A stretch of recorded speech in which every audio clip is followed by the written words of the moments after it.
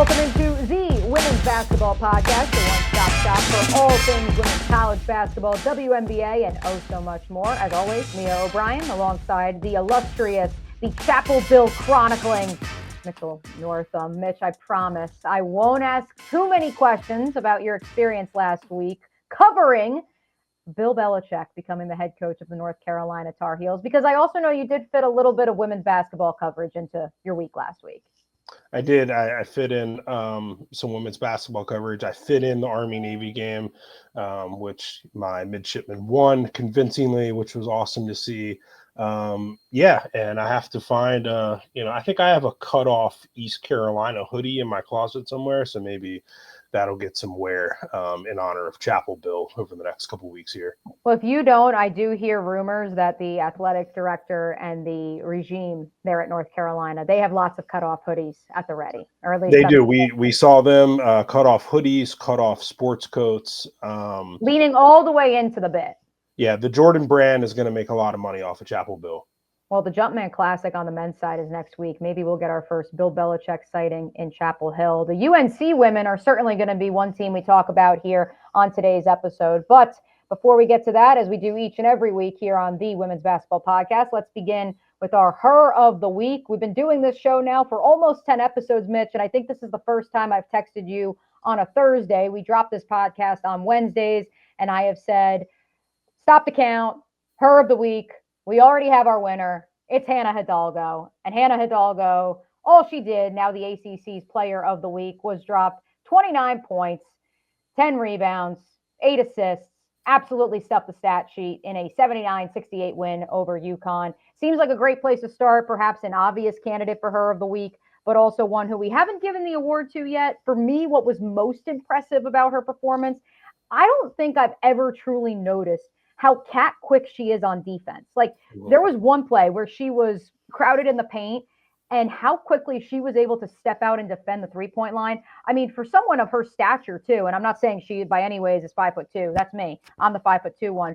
Astounded that someone who hovers around the 6 foot mark was able to, within 3 steps, like lightning quick, less than a second, be out there on the three-point arc, ready to guard her opposition. And so I was really just taken aback with the cat-like quickness on both ends of the floor from Hidalgo. Yeah, her defense is something that really, stood out last year. She led the nation in steals. She's second in the nation in steals this year with 4 a game. And she's really just putting it all together. I think that win over UConn, this performance that she had, and remember, she torched UConn last year too. That was her coming out party. Yeah, that was kind of her announcement last year that, like, hey, I'm a legit player, and like, you might want to think about me as the best freshman in the country. All the talk was about Juju Watkins. I think Hannah's game at UConn last year really made it a 2-player race. Juju ultimately came away with that, but Hannah did earn her way onto the AP All-American team last year. This performance, I think, is her announcement of, like, I belong in this conversation with Juju and Paige Beckers as the player of the year, the winner, to be considered for the Wooden and the Naismith and those kinds of awards. And it was kind of Notre Dame's announcement that, like, yeah, we lost, that game to TCU and we lost that game to Utah, but we're back on track now. And when we're at our very best, we can beat any team in the country, as evidenced by their wins now. I mean, I don't know that any team in the nation has a better collection of wins than Notre Dame. When you talk about now, they've beaten USC, they've beaten Notre Dame, and they've beaten Texas. So, that's 3 teams that are in the top 10. And Hannah Hidalgo is the catalyst of all that. Just a stellar performance against UConn in that game. Seems like a logical place to begin this week's starting 5. We'll stay on the Huskies and the Fighting Irish because, Mitch, I'm not going to lie. First of all, it felt like a very ho-hum business-like approach from Notre Dame, which is encouraging to see. They believe they belong with the UConns of the world, with the South Carolinas of the world. That backcourt that we did have questions of how it would gel with its first full season of not only Hannah Hidalgo, but Olivia Miles, who, by the way, missed a little bit of time in this game after she got a little bit banged up. That's a storyline we also have to touch here in this first of our 5 games that we will recap in our starting 5. But I'm not going to lie, that Texas win, Purcell Pavilion, The UConn win, Purcell Pavilion.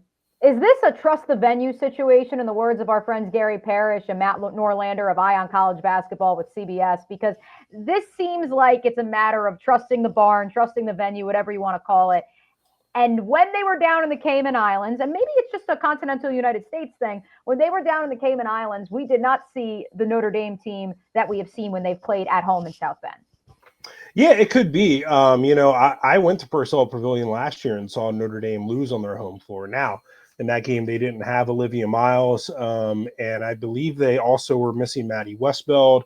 They did get Sonia Citron back for that game, but it's a game that they lost to North Carolina Tar Heels. But yeah, so far this year, all their losses are on neutral courts, the TCU and the Utah game. They did beat USC in LA, so that's an impressive one. But yeah, these 2 wins over Texas and UConn, proving that Purcell Pavilion is a tough place to play. When I went there last year, I mean, it's a really awesome atmosphere. If anybody has the chance to go to South Bend to watch a women's college basketball game, go see the statue of Muffet McGraw. Go check out a game there. I highly recommend it. But yeah, and as we get into ACC play, they do have the benefit of playing, I think, a lot of their toughest games. They don't have the benefit of playing a lot of their toughest games at home. They do have to go to Chapel Hill to play North Carolina. They do have to go to NC State to play the Wolfpack. They do get to host Duke, so that's good for them, and they do get to host Cal and Stanford. So yeah, as we get into ACC play, I think it's going to be certainly beneficial for the Irish to be able to play at home. For UConn, my takeaway was like, you just gotta. It was just one of their worst shooting nights, I think, of the season. Worst 3-point shooting percentage of the season. They made just 18.8% of their shots. That is not what you want when you're playing a team like Notre Dame. Paige Becker's 11 of 20. So Notre Dame did a really good job of just frustrating them. It is notable that, no AZ Fudd in this game after she got a little banged up previously. It doesn't seem to be anything serious, but hopefully if we see a rematch of this game, maybe when we get into March, if we're lucky, we get a healthy AZ Fudd. Absolutely. I do want to note that Sarah Strong, who, in my estimation, I don't think anybody is going to challenge her for Freshman of the Year at this juncture, dropped 14 points in this game. Paige Buckers did have 25, but at the same time, it still wasn't enough. I think what's also interesting is Olivia Miles, her bounce back campaign here in her final season.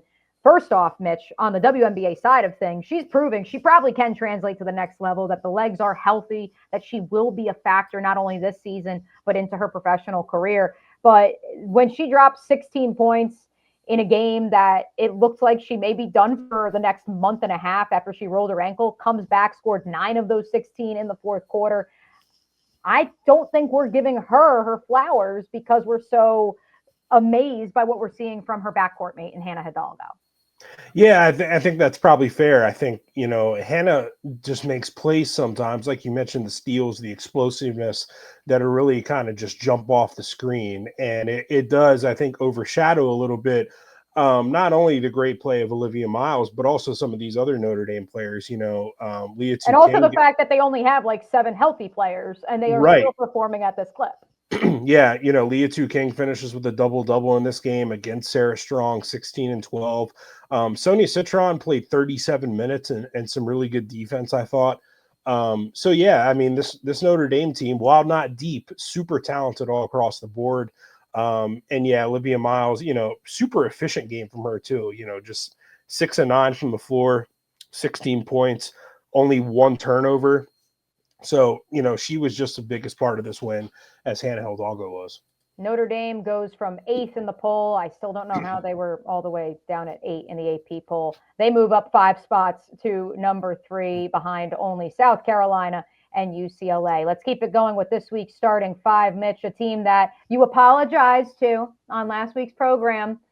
And now they have dropped 139 points in a basketball game. And how many threes did Kim Caldwell's Volunteers squad have last 30. 30 of them things. That's not 30 points, folks. That's 30 3-point shots. 30-point shots that went through the net. Yep. For me, yeah. So, you just mentioned it, 139 points in this win over NC Central. And like, I know, folks, I know the opponent was North Carolina Central. This is a MEAC team that was just picking up a paycheck, and they haven't won a game this season. I know. But you still have to make the shots. Like, they weren't playing in a gym with just folding chairs around. It wasn't just practice. And I think what Tennessee did against NC Central, for me, is more proof of concept that Kim Caldwell's style of play, this pressing, this up-tempo, lots of threes, lots of pressure, it's working. It can work, and it is working. We mentioned 30 of them things, 33 pointers. That's a record for men's or women's Division I basketball in a single game. Senior guard Samara Spencer became the first Tennessee player to make 9 3-pointers in a single game. Don't know if you know this, but a lot of really good players have played for Tennessee over the years. So to set a new program record, that's pretty good company that Spencer keeps there. Also 139 points, single game record for an SEC team. So yeah, for me, this is just more proof of concept that it's working for Kim Caldwell. We'll see what happens when they get into SEC play, but I think this is a good, really good, talented team. I think they're exceeding expectations. I think a lot of folks had questions about, them sort of settling on this hire, and was Tennessee going to be, up to snuff in year one of the Caldwell era? Would they be able to compete at a high level? They are. They should be competitive well in the SEC play. We should see them playing in March, as we are accustomed to with the Tennessee Vols. Okay, so producer Dimitri, I'm going to ask, maybe we can superimpose this in, maybe we clip this segment, bits that we have through 9 episodes of this program. One of the bits has to be, one of the bits we're leaning into, we're living the gimmick, Mitch. Kim Caldwell is pregnant, right? Kim Caldwell is due Indeed. in January. Mm-hmm. She is 8 months pregnant right now. The idea of, number one, is she going to give birth while coaching a basketball game, is certainly some odds that maybe we can make some money with Mitch about. But number two, will this be the same Tennessee team when she is forced to give birth and perhaps miss a little bit of time during the college basketball season?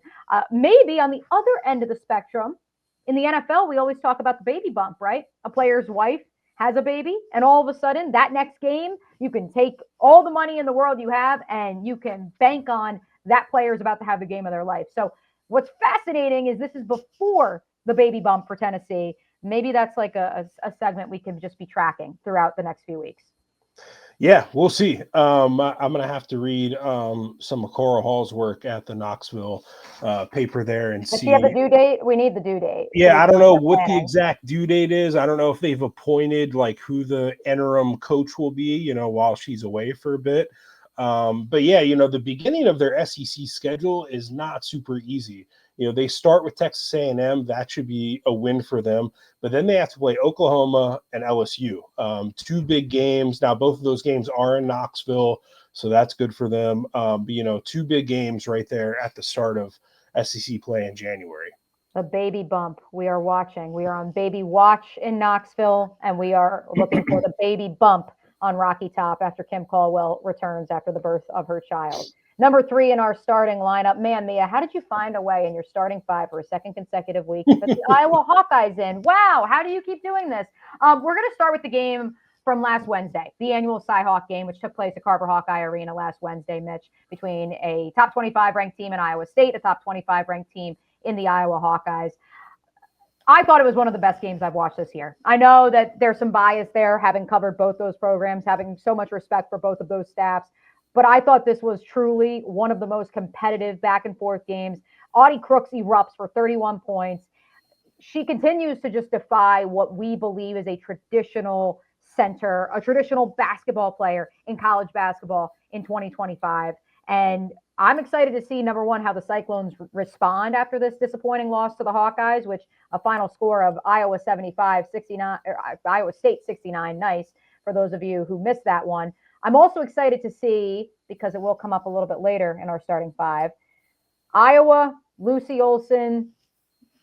Honestly, I don't want to say, because it sounds awful, I don't want to say that it is the best pickup in the transfer portal that we have seen in any of the major sports. And the player she was replacing, let's be real, you're never going to replace arguably the greatest college basketball player of our generation, let alone perhaps ever, in the individual over my right shoulder, left shoulder, whichever one that is. And so I look at that. I look at Ray Gunn's new shirts, the I Love Lucy, but it's Iowa Loves Lucy. It warms my heart. But the biggest storyline besides Audi Crooks versus Lucy Olson and Hannah Stolke for me from this game was the freshman for Iowa.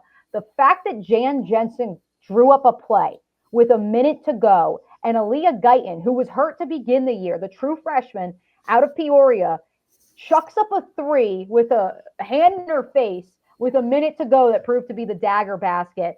That coupled with the play of just up and down that recruiting class and the fact that all four of them are in the rotation, the play of Taylor Stremlow, who has started a couple of games for Iowa.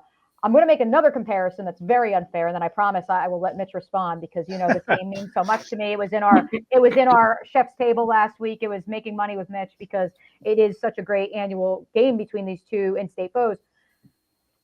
Once upon a time, an Iowa basketball program in the not so distant past had a 4-person recruiting class that was heralded. All 4 were either top 100 recruits or fringe top 100 recruits. That program was Steve Prohm and Iowa State back in 2018. The headliner of that class, Talon Horton-Tucker, left the Cyclones after a year and was an NBA draft prospect. He was ranked in the top 25, I believe, in the recruiting cycle that year, as was George Condit, and I'm blanking on the other kid's name. Apologies, Cyclone fans.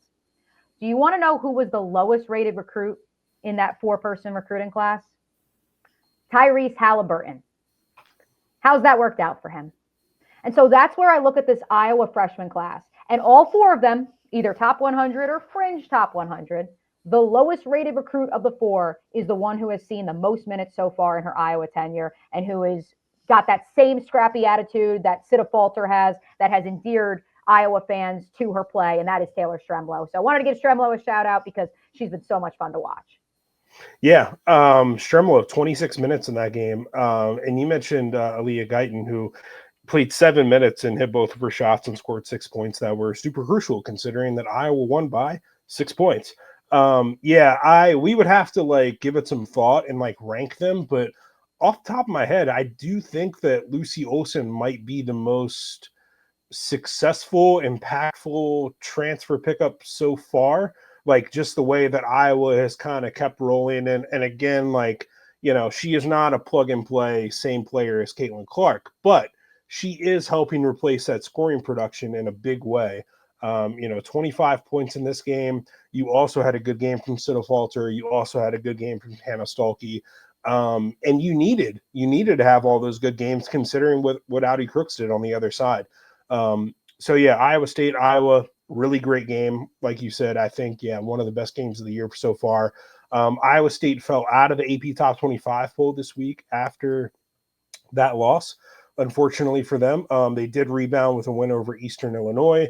They're going to play UConn next, so that is going to be a big game for them. And then they kind of start Big 12 play in earnest. So I do think, it's probably not going to be against UConn, but maybe it will be. Who knows? But I think Iowa State will get back on track eventually once we get into the teeth of Big 12 play. Texas is out of the Big 12, and yes, Colorado enters, Utah enters, but I'm curious and excited to see what that means for Iowa State and where they will finish in this league with both Texas and Oklahoma, another top 10, top 15 squad, having taken their talents to the SEC. Let's keep it going with this week's starting 5. Mitch, who do you have at number 4? Yeah, so I got an email this morning from Duke Athletics saying that Duke is going to play in an MTE next year, and I look at the email, and it is the Players Era Festival, and I was like, that sounds familiar. So I did a quick Google search, and that is the MTE that was launched on the men's side this season. That is essentially powered by NIL, meaning that if you get invited to this tournament and play in it, you get some money, players. So the women's side, the Players Era Festival is launching a women's side of this next season. It's going to be Duke, South Carolina, Texas, and UCLA. They will participate in the inaugural Players Era Women's Championship in Las Vegas, November 2025. And yeah, on the men's side this year, they paid athletes to participate in this MTE through NIL, the first of its kind. On the men's side this year, we had some pretty good teams in it. We had Alabama, Houston, and then Rutgers and Notre Dame, Creighton, Texas A&M, Oregon, San Diego State. A lot of the big questions leading up to this MTE was, would the checks clear? Was this real? How long would it take? And the check cleared. This is from CJ Moore at The Athletic. Last Thursday, $8 million was released from an escrow account into the name, image, and likeness collectives of each of the 8 teams that played in the Players Heiress Festival over Thanksgiving week, $1 million to each participating program. And then this from Talia Goodman at On3. Each program will engage in at least $1 million of NIL activities for Players Era and its sponsors outside of competition, meaning each program will receive $1 million and NIL participating. So that's for the women's side. So they're going to get paid. They're going to get the money.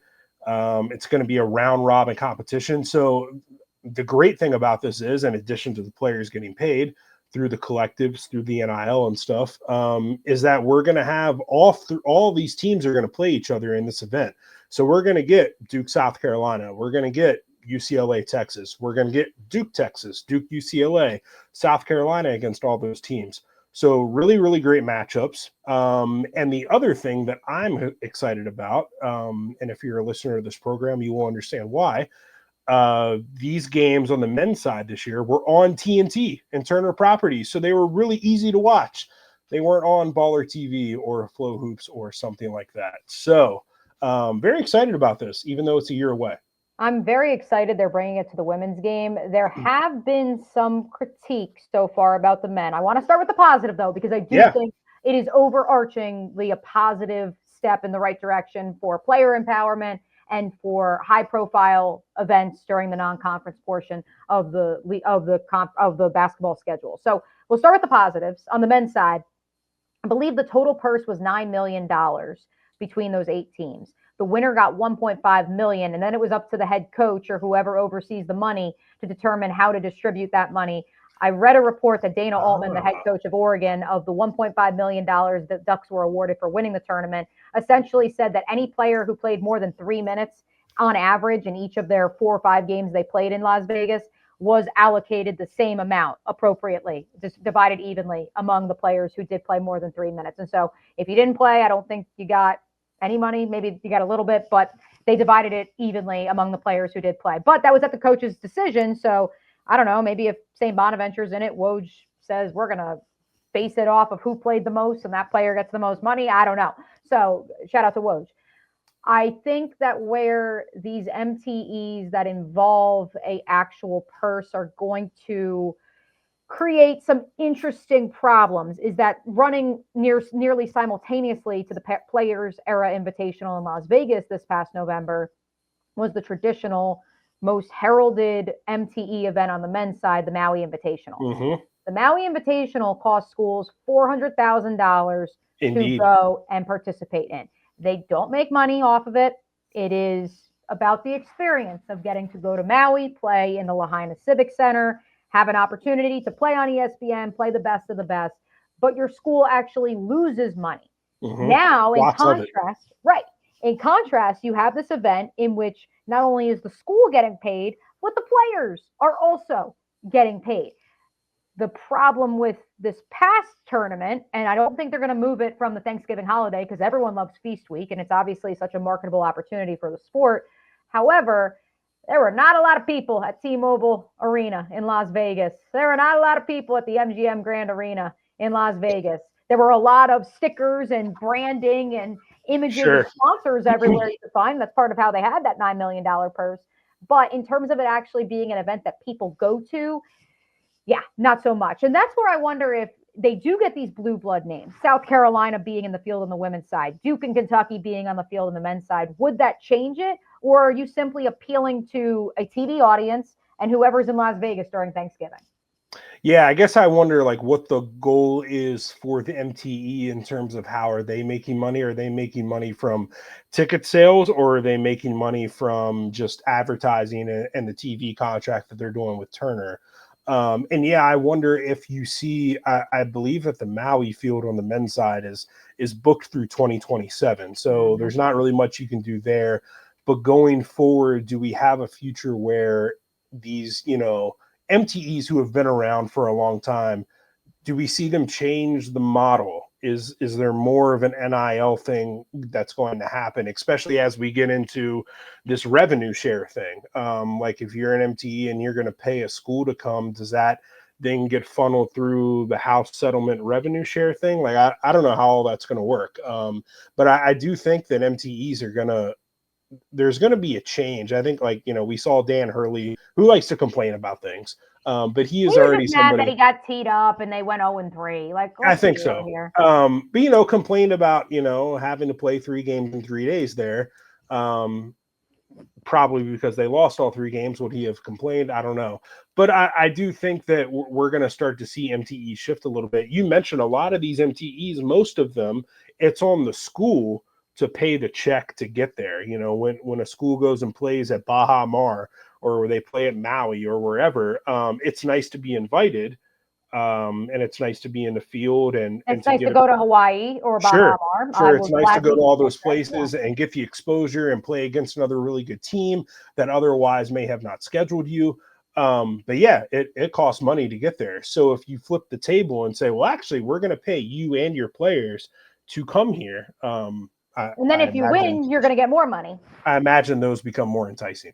Yeah, it'll be fascinating to see, especially because we love Feast Week. We love Maui Invitational. Long live Bill Walton. One more in this week's starting 5. I mentioned we'd have a double dose of the Hawkeyes this week. So Iowa follows up that impressive home victory at Carver Hawkeye Arena over Iowa State with, I don't want to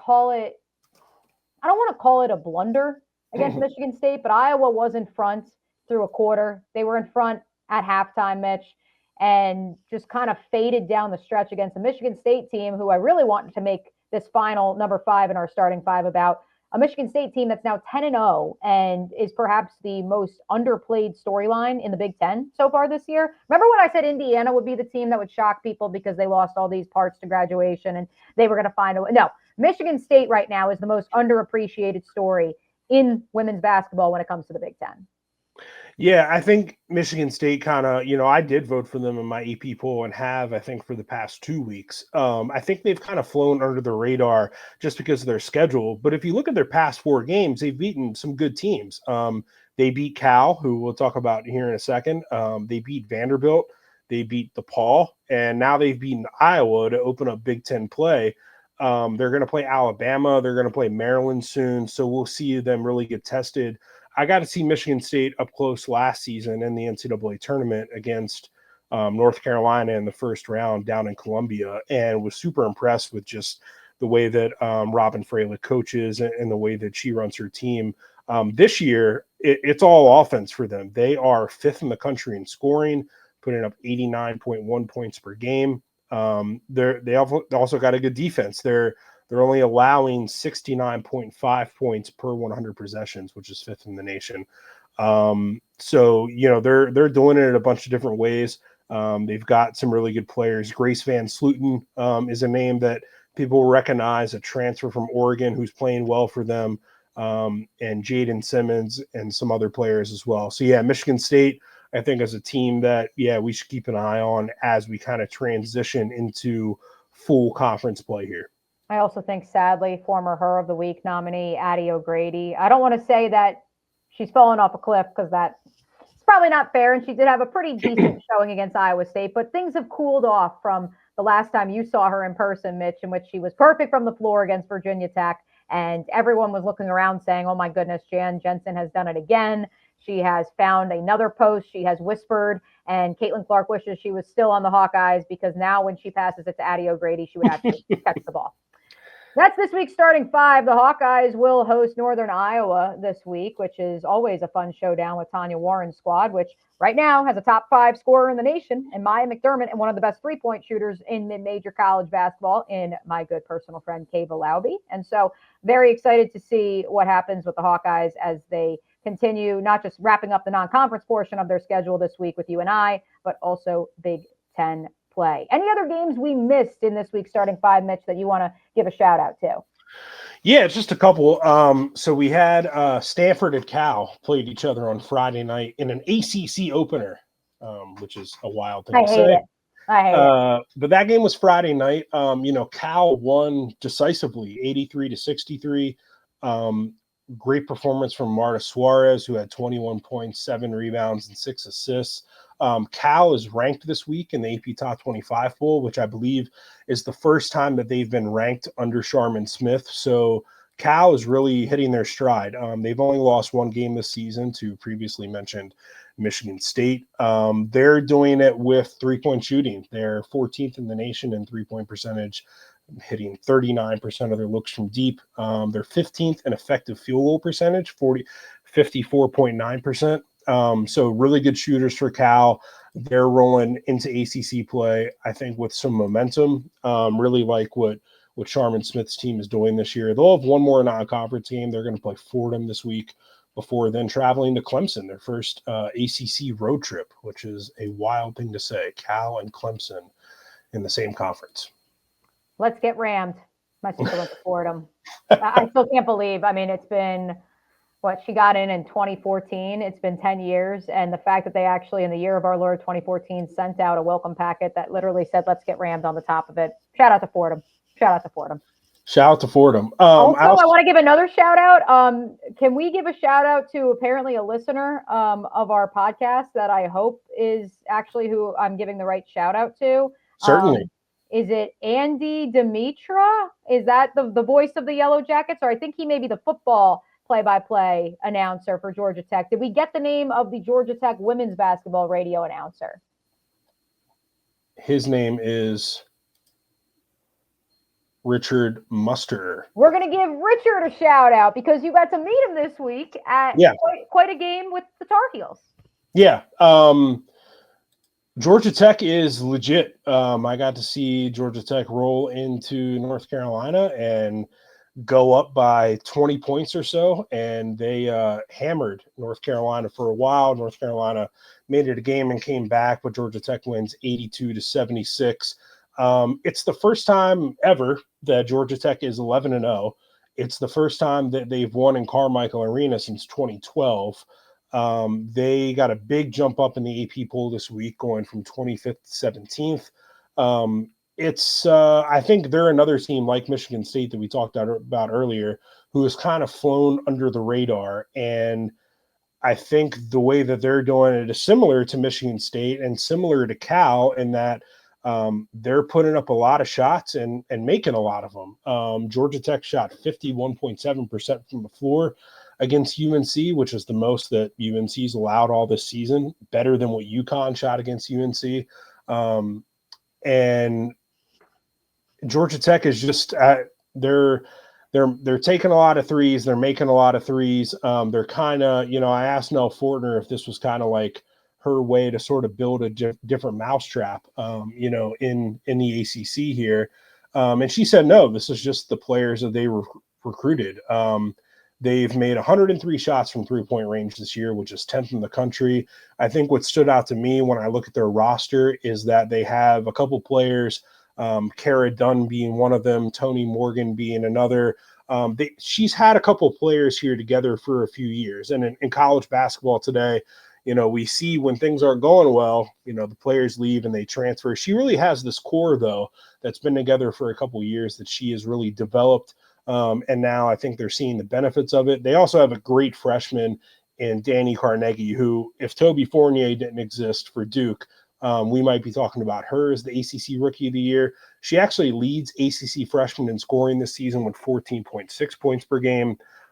She had 22 against North Carolina in the win. So, Georgia Tech is a team that was picked 10th in the ACC in the preseason. So much like Cal, has kind of flown under the radar, but I think is going to be really competitive when we get into ACC play. In this week's AP poll, I think the top 10 kind of speaks for itself. We alluded to UCLA, South Carolina, Notre Dame, UConn, Texas, USC, those names we know about. A shout out to our friends at Duke, who we predicted on this podcast would be a surprise entrance in that top 10 and in the mix for a top 10 ranking throughout the year. But when you look, Mitch, between I'd say arguably between like 13 and 22 where Iowa fits in this season. It's such a, just based on the week that was. Michigan State clocks in at 15 this week, Georgia Tech at 17, the aforementioned Vols at 18, North Carolina drops 5 spots to the 19th spot, and then Iowa at 22. The next team we're going to talk about is at 21. And I think it honestly is a week by week situation where any of those 7, 8 teams I just listed off, you could shuffle them in a different order and it would be an acceptable ranking. Yeah, I think that top 10 has kind of like separated itself. I don't really believe in Ohio State right yet, even though they're undefeated on the men's side either. They got Dieblered. Diebler got Dieblered this weekend by Denai Broom and Bruce Pearl. Yeah, now the Buckeyes are 10-0, but we'll see about them. But I do think that top 10 on the women's side right now, they have kind of separated themselves and so like I think those 10 are like, okay, we're legitimate contenders. And really like that top 4, UCLA, South Carolina, Notre Dame, UConn, those are your like, you should think about us as teams who can win the title. And then those next 6 is like, but we might be contending too. Then after that, 11 to 25, those are kind of the teams that are fighting to get into that upper class. And I think a lot of the teams that we've talked about, Michigan State, Cal, Tennessee, Iowa, North Carolina, NC State, I think all those teams, Georgia Tech, have a chance to kind of get into that top zone with some better results here down the stretch. A team we haven't talked about much at all is West Virginia, who might be the best team in the Big 12. They just went into Temple and beat a good Temple team that I think won the Big 5 tournament this year.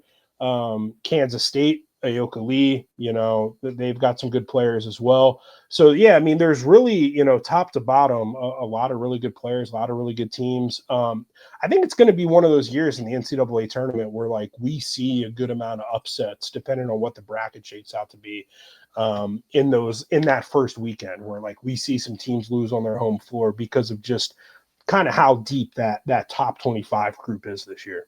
One more from the week that was, I alluded to it. They are the number 21 team in this week's AP poll. It's a team that, Mitch, you were tweeting about this game, and it's a game with 2 teams that we've talked a good amount about here on this podcast. We're talking about the Wolfpack, the year of the Wolf. It's back on. We told you that last week because there is veteran experience in the triangle right now between all 3 of the triangle's teams, but certainly with NC State, and they showed it against Louisville this weekend. Yeah, and if you were making money with Mitch this week, this was a game I picked and one that I got right. So shout out to that. NC State rolls into Louisville and smashes them. I don't really know any other way to put it. Really wasn't a game from start to finish. NC State led pretty much wire to wire. They win 72-42. I think this is an example of like what I was trying to get to when I was talking about this game last week. I think when NC State plays teams like this, where like they don't have a dominant post player, a dominant center, I think they're going to be fine. And they'll especially be fine when they play backcourts that don't have a lot of experience, because that is one thing that NC State does have. It does have a super skilled, super deep, super talented backcourt led by Isaiah James and Sanaya Rivers. And then you get Zam Jones coming off the bench, scoring 18 points. You get Zoe Brooks doing her thing as well with 11 points. And then you have Madison Hayes kind of mixing things up as well as kind of a tweener, guard post. So, yeah, when they play teams like this, they're going to be just fine. I still have questions about what happens to the Wolfpack when they go up against a team with a dominant center. The good thing is it's going to be a while before they play a team like that. The ACC used to be a league that was kind of powered on centers and really had these dominant post players. One of them used to play for NC State and Elisa Cunane, and then River Baldwin, the Elizabeth Kitleys of the world, things like that. We don't really have much of that this year in the ACC. So I think NC State is going to be just fine. They should finish in the top 5 or 6 in the ACC and feel good about themselves going into Greensboro and the NCAA tournament. The team that I think has a lot of questions to answer and a lot of things to figure out is Louisville.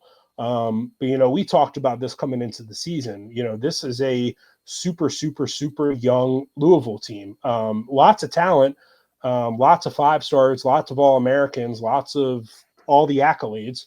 But they just have to figure out what the rotation is, who are the best players, how can they put them in a best position to succeed and win games. And I think that Jeff Walz and Louisville are still trying to figure that out. I have faith that Jeff Walz will figure that out at some point.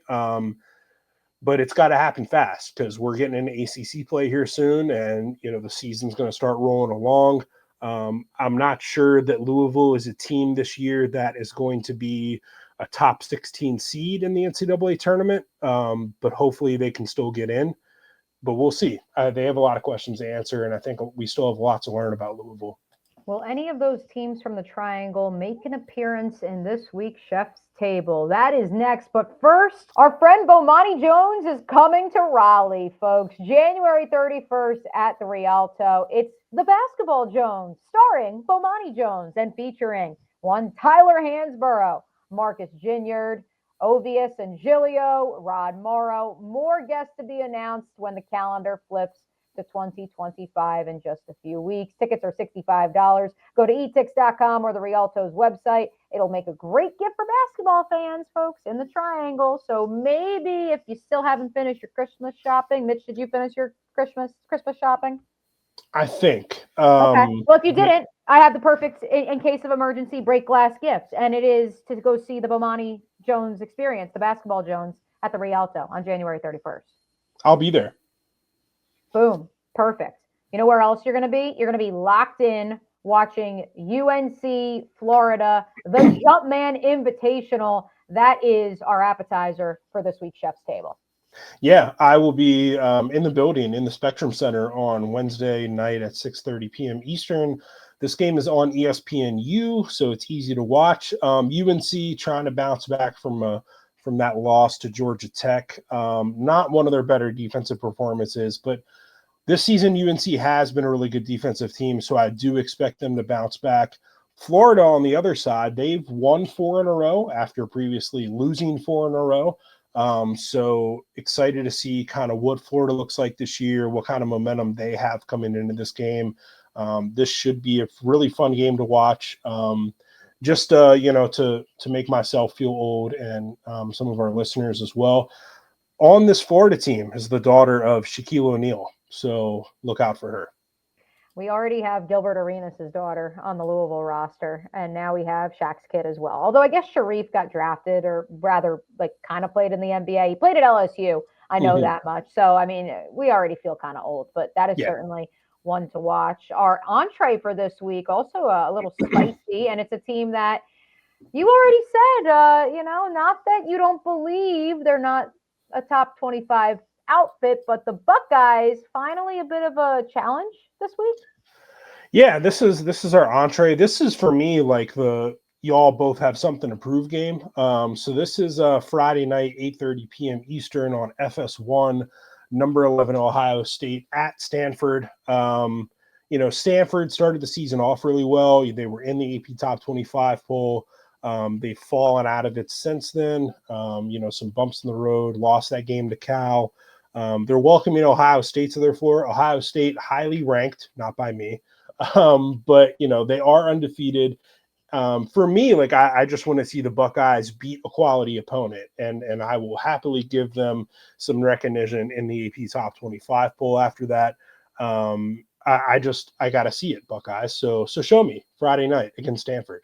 And I love Cody McMahon, by the way. She was awesome in Ohio State's victory on national television last winter against Iowa and Caitlin Clark. And really I'm glad not that I'm glad that it's her team, because she did lose several members of that starting 5 from last year to graduation, but this is undoubtedly her team now. That was her coming out party. Now she is the face of that program. She dropped 29 against the likes of Youngstown State in an 87-39 win this weekend, which I don't want to say it, but I'm going to say it, Mitch. I think at this juncture, that may be one of their best victories on the resume. Technically, their only ranked win of that 10-0 start was an 83-74 win over then-ranked Illinois.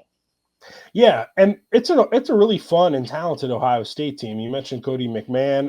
Jelani Cambridge is a fun player. AJ Petty. They've certainly got some pieces. I would like to see it against an opponent that's better than Illinois or Old Dominion or Youngstown State or Charlotte. I dealt with this with Florida on the men's side, though. So maybe there's a Buckeyes reporter somewhere out there or a Buckeyes fan that's listening to this. Please leave a comment if you're listening on podcast form, on Spotify, Apple Podcasts, wherever you found us, or if you're listening on YouTube, please comment. Let us know why the Buckeyes deserve to be ranked, because they're more than just a 10-0 basketball team. Because that's how I felt about Florida on the men's side, because I've seen them in person and I've watched enough of them to know that they were a legitimate top 10 team, even when nationally so many speculated that their metrics were inflated because they hadn't played anybody. And then they ran Bobby Hurley and company out of the gym at State Farm Arena in Atlanta this weekend. Yeah, I want Kevin McGuff to stop scheduling like Kim Mulkey, and just play some tougher teams. Well, she's also ranked in the top 15. So They are. They're loving the metrics. At least LSU beat NC State. Metrics Mafia is loving them, and also, no offense to Kim Mulkey, but that's an SEC ACC challenge game. She didn't have to schedule that, but I digress. They played Stanford in the ACC challenge. Oh, okay, all right. So they've beaten Stanford too. Yeah. Okay, but they went out of their way to play NC State. So we will. But other than that, LSU has basically played the Sisters of the Poor. Yeah, my God, they're better than that. Come on, you claim that you have a the word ahead of your school name. So if you're gonna be the Ohio State, we need to see some significant competition on the schedule. The dessert this week for this week's Chef's Table, what to watch for, Mitch. I don't know how you didn't make this the entree. Are we just really getting a double helping of pecan pie and chocolate cake and Christmas cookies? Yeah, this is a dessert for dinner kind of thing here. So make sure you save room. Saturday, 8 p.m. We're gonna have a lot of college football on Saturday, which is going to be awesome and great. But also, check this out. Fox Saturday, 8 p.m. Eastern, USC at UConn. Super big measuring stick game for both of these teams. Both of these teams have now lost to Notre Dame. Which one is going to bounce back? This is a matchup between two potential National Player of the Year candidates. I don't know what else I need to say about this. It's USC and UConn, and everyone should watch. I'm going to say this. I love the neutral site game when this game is literally taking place in Hartford, Connecticut. Yeah.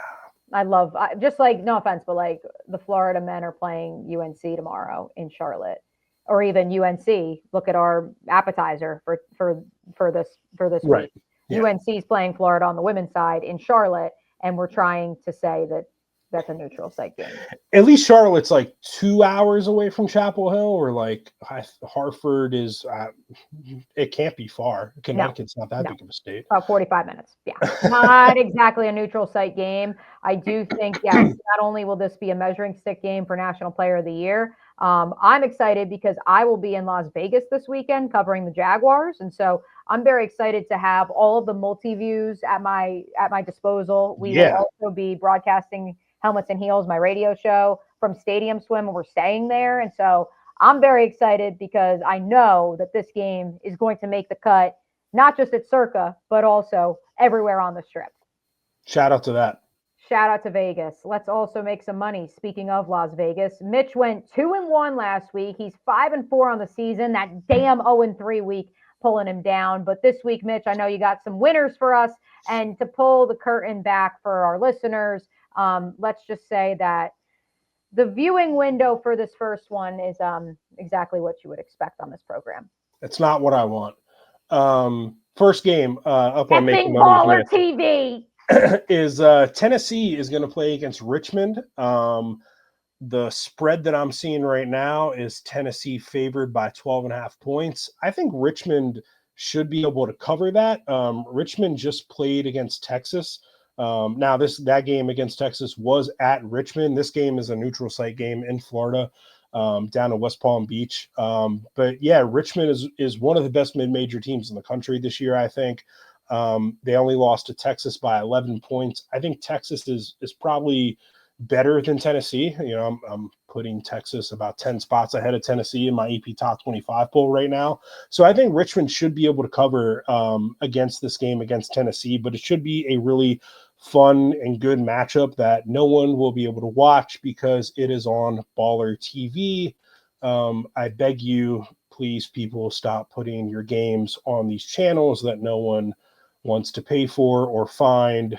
Just put them on something that we can all find. Or and better yet, let Mitch and I extra money know. for. Mitch and I will. I can do play by play. You can do color. Like we'll stream it here on the Yeah, OG. Like that's right. just let us know. We'll stream it. We'll get a camera set up. I did it last week for our high school basketball tournament on 1010XL. Like just let me know, and we'll get the gear, and we will gladly call it and make it accessible for those who do not know what Baller TV is. By the way, Richmond coming off of an impressive victory over Columbia prior to that loss to Texas. And Columbia, I know, Indeed. is a mid-major team you're extremely high on. Yeah. And maybe next year we can put Richmond versus Tennessee on the OG's YouTube channel, Let us broadcast by know. me and you. Yeah. Spiders, Advertisers, get in touch with us. Spider Nation, hit us up. Vols, come on. I know you got a lot of money on Rocky Top. You're paying Nico Iamalieva a ton of money. So just let me know. We'll be there. Yeah, just let us hold a little bit. This next game, at least, is on the ESPN family of networks. It is indeed. Duke at South Florida. This game is Saturday at noon Eastern on ESPN2. I think this is going to be a really good matchup. USF gave South Carolina a good fight. I think USF is getting better as the season goes along. The two teams who have played South Carolina the closest this year, besides UCLA, who obviously beat the Gamecocks, are Duke and South Florida. South Carolina beat USF this past weekend by just 16 points. So I like South Florida to cover this game. I think the Duke's going to go down there and get a win. I think Duke is a really, really good team, but I think that South Florida is getting better. They've had one of the most challenging non-conference slates in all of college basketball this season. They've played a lot of really tough teams. I think it's going to pay off for them when they get into the American. I think that's going to be a cakewalk, and they'll walk into the NCAA tournament as a team that nobody wants to play. But this should be a good competitive game, and I think that they'll cover 13 and a half. And it should be a red alert for Kevin McGuff, Ohio State, Kim Mulkey, LSU. Look at what South Florida has done. And how about you try to build a schedule like theirs in which they have faced, yes, 3 ranked teams in UConn, Louisville, TCU. Oh, and South Carolina. So that's 4. That's 4 ranked teams, which is obviously 3 more than Ohio State's and quite a few more than our friends down in the Bayou. Let's wrap it up. What's the third game in this week's 3-game parlay? Yeah. South Dakota State is at Texas. This is Sunday on SEC Network Plus, which is streaming on the ESPN app. That's 1 p.m. South Dakota State, the line I'm seeing right now is Texas favored by 18 and a half. I like South Dakota State to cover that. South Dakota State is, again, another really good mid-major team who is scheduled really tough this year. I just mentioned that Richmond only lost to Texas by 11 points. I think South Dakota State can get within that margin. If it's 18 and a half or like anywhere in the ballpark of 20, I would take the Jackrabbits to cover. They are a March Madness regular. They will not back down from Texas or be intimidated by the environment. They'll give Texas a good game. They are 9-2 with victories over the likes of a then-ranked Creighton, Wisconsin, Ball State, Montana. Need I say more? Yeah, I would certainly pick the Jackrabbits to cover. I did pick the Jackrabbits on the men's side to cover, though, last week on my 1010XL picks. That one didn't work out too hot for me as they went up against Nevada and Steve Alford. So let's run through again just to recap. Mitch is going with this week's Making Money with Mitch. Richmond plus 12.5 against Tennessee on that dreaded Baller TV. South Florida plus 13.5 against Duke on Saturday, and South Dakota State, a third underdog to round out this week's 3-game set, plus 18.5 at Texas. Last call, Mitch. Who do we need to shout out? What did we miss? Any plugs for the week ahead? I'm now a little nervous about picking 3 underdogs to cover. I picked 6 underdogs in my picks on Helmets and Heels Friday. I went 2 for 4, but one of them 2 and 4. But one of them was the team that you have a ball cap supporting on right now. That's if you're watching on YouTube. So I was the only one who picked Navy. So listen, you're bound to hit with one of them. I also may have placed some vested interest within the midshipmen and maybe hit. It was a good day. A couple shout outs here. First to Kyomi McMiller, who is a Rutgers freshman, who is just someone that I think we should keep our eyes on. Her last 2 games, 54 points, 21 rebounds, 11 assists. by the time folks hear this, she will have been named USBWA Freshman of the Week. So Rutgers, let's keep an eye on what they're cooking up there in New Jersey. The other, closeout that I have here is, I dunked on Virginia last week because they had lost 4 in a row. And I just, in my opinion, we're not really meeting the expectations that folks have kind of had for them heading into this season where they finished last year so well. This is year 3 for Coach Mox. But yeah, not off to a great start for the Cavaliers. But this week, they got the largest donation in program history from Alexis. I'm going to butcher his last name, and I'm sorry, but he's got a lot of money to make up for it, so I think he's okay. Alexis Ahanian? Yeah, I think that's his name. He's the dude who founded Reddit. He's married to Serena Williams. Yeah, Serena Williams' husband. Yeah. Yeah. We'll just call him that, Serena's husband. Serena's he founded husband, Olympia's dad. He actually, his Twitter bio says Olympia's dad, so we're going to say Olympia's dad. Olympia's dad, that guy. Founder of Reddit, has a lot of investments elsewhere. He was an initial owner in Angel City FC. He's got a lot of money, and he's a UVA grad, and he donated a whole lot of money, apparently, to UVA's women's basketball program. The university did not release a specific dollar amount, but called it a, quote, multi-year transformational gift. And he said in this video that he recorded and posted onto social media, we're going to make sure that we're a top program in the country. So let's see it. I'm here for that. I like to see the investment in women's basketball, of course. Good to see investment in Virginia. It's good for the ACC, I think, in women's basketball, especially when Virginia is good, when that building is full and it's rocking. It's really an awesome atmosphere at John Paul Jones Arena. So yeah, let's see it. Get Coach Mox some money, get her some recruiting resources, and yeah, let's play some games, Virginia. Let's drop the bag. We also love parity in the ACC. We love the rise of Duke. We love the rise of North Carolina. We love that, this sounds bad, Kenny Brooks left Virginia Tech. Maybe that's brought them back down to make it a little bit more competitive in the middle of the pack. We love NC State. Not just those teams in the triangle, though. Georgia Tech, undefeated, folks. We're giving you some love, ACC, even if on the men's side and in college football, you are not getting the love that you deserve. Here on the Women's Basketball Podcast, we are here to give you that love. Speaking of love, I would like to shout out on the WNBA side of things, Lexi Hull and her twin sister were inducted into the Central Valley Wall of Fame after winning 2 4A state championships, a national championship in their time in high school. And then, of course, Lexi went on to play at Stanford, be a part of that national title team, and now gets to hang out with Caitlin Clark and go to Sips every day and try all the various sodas that they have in the state of Indiana. Honestly, one of the best organic marketing campaigns that I've seen a pro athlete start. Straight up, Lexi Hull and Caitlin Clark just decided to go to Sips undercover on their own and just started ordering all and like tasting out all the different sodas. I am going to make a pilgrimage to Sips when I am in Indianapolis for the NFL Combine, Mitch, because I need to know more about what is the magic behind the soda.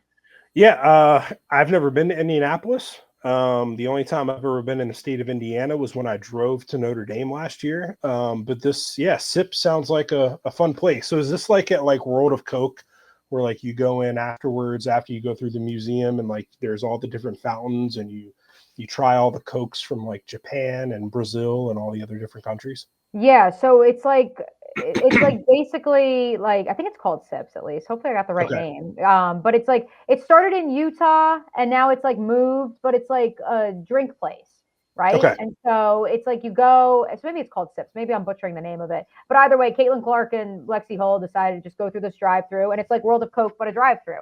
And they got all these like specialty sodas, and I don't know, it looks really cool. Like there was like a Mai Tai, not Mai Tai, what was it? Like a coconut flavor. Then there was like a Shirley Temple flavor. Like there were all these different like flavors, but it's all soda. So there's no alcohol or anything. It's World of Coke, but it's a drive-through. And apparently they're in Utah and they're in Indiana. So I am excited because I don't know if I'm going to Utah anytime soon. So now that Lexi Hull and Caitlin Clark have gone there, I must go there as well. Speaking of places I have been, shout out to FGCU, a program that we give a lot of love to on this program, one of the perennial powerhouses, not just in the ASUN, but in all of the mid-majors in women's college basketball. As we've documented, Carlos Semesco left this season a couple games into the year to take over as the head coach of the Atlanta Dream after guiding FGCU to 14 ASUN tournament titles.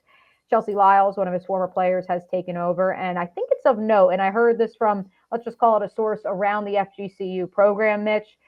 It's perhaps one of the more underrated storylines nationally. And we are recording this on Monday night, and they are in action as we're recording this against Montana State, which, by the way, Montana State flew all the way to Fort Myers to play FGCU, to give you some context to how big of a name brand the Eagles are.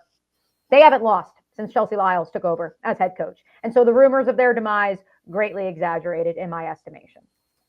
Yeah, I don't think I realized that. I didn't know that FGCU was still undefeated after, or sorry, undefeated since she took over. They, lost those two first games of the season. But it's good teams, Davidson and Columbia. Yeah, I mean, that win over Georgetown looks really good. They're rolling tonight against Montana State as we're recording, like you just mentioned. I fully expect them to win the ASUN again and see them dancing in March, and we'll see them there. Speaking of the ASUN, shout out to the homies at the ASUN office. Got a chance to hop on with William Hall, the ASUN Game Day podcast last week. Go check it out. Available on podcast, YouTube, social, all that great stuff. They're doing a great job. And a shout out to Swig Drinks, not Sips. It's Swig with an exclamation mark. That's the name. Swig is the name of the World of Coke drive-through soda chain restaurant. I don't know if they have food or not, but shout out Lexi Hall. Shout out Caitlin Clark. Shout out to Swig. Shout out to you for listening to the Women's Basketball Podcast. Anything else before we get out of here, Mitch? I got nothing. Let's go. Let's go to Swig. This has been the Women's Basketball Podcast. We will catch you next week. Deuces.